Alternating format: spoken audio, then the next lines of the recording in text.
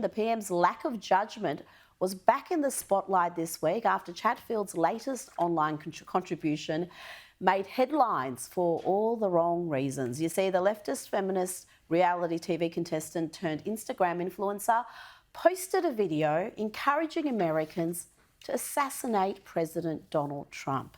She even tried to entice lonely incels to kill the president, as that would win them the respect and attention of women. Americans, when are you going to do it? Why isn't it already done? Every day there's another happening, right? Awful for your country. Awful, right? Why don't we redirect this energy to something else? You know, there's all these incels that are going, oh my God, me. So they go and do, you know what would actually make people respect you a little bit and make people want to you? Is if you did it. You get heaps of fan mail. Oh my God. Oh my God. Just do it. Just charming to incite violence against the sitting US president who has already survived more than one assassin. It's not just deranged, it's evil. The PM should disavow those comments. You can be sure that the Canberra Press Gallery would have demanded an explanation if a Conservative politician had granted a lengthy interview to a podcaster who made vile comments like that. And like I said, it was hardly an isolated incident. The former Bachelor contestant regularly uses her big social media platform to post the most deranged content imaginable.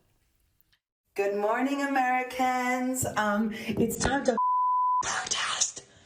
What are you doing? What are you doing? It's 11 p.m. in Australia. Okay, I'm about to go to sleep. And I'm checking my TikTok. Where's the protest? Stand the up.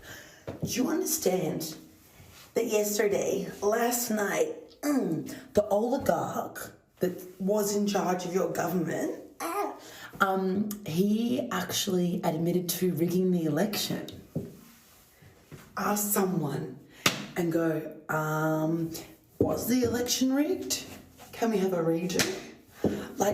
I feel like there have been a few signs pointing to some suspicious dictatorship oligarch activity regardless of this.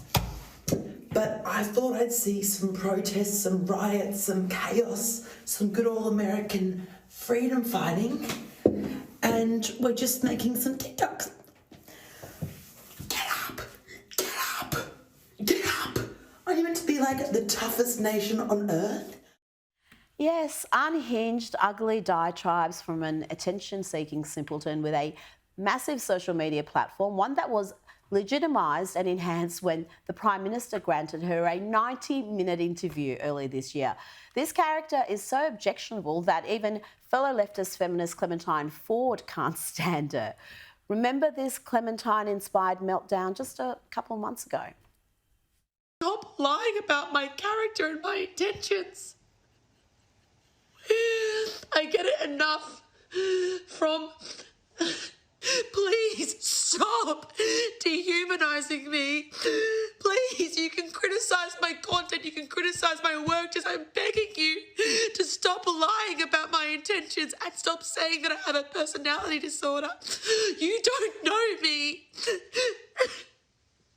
And this is so fucking triggering. I just want her to stop.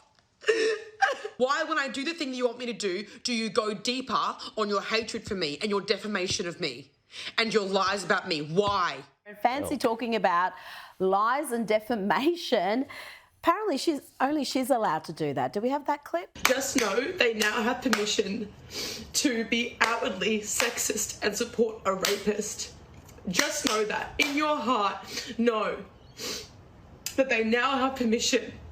They now think they are the majority, and they're so uneducated that they think that because they're the majority, they are right. Let's get back to Anthony Albanese. He can't claim ignorance as a defence because Abbie Chatfield's extreme positions have long been clear, including her attitude towards the Jewish community. Jewish leaders have been highly critical of her decision to ban Zionists, which is 90% of Jews from appearing on her show, a decision she made in November 2023, just weeks after the October 7 terrorist attacks.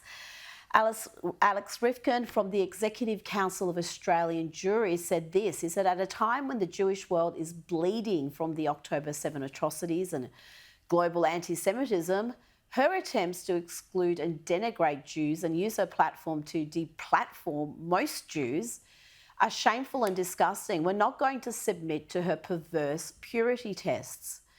The Prime Minister should reflect on why he thought it was a good idea to bolster such a character, particularly at a time when the Jewish community is facing an unprecedented wave of anti-Semitism and anti-Israel hostility.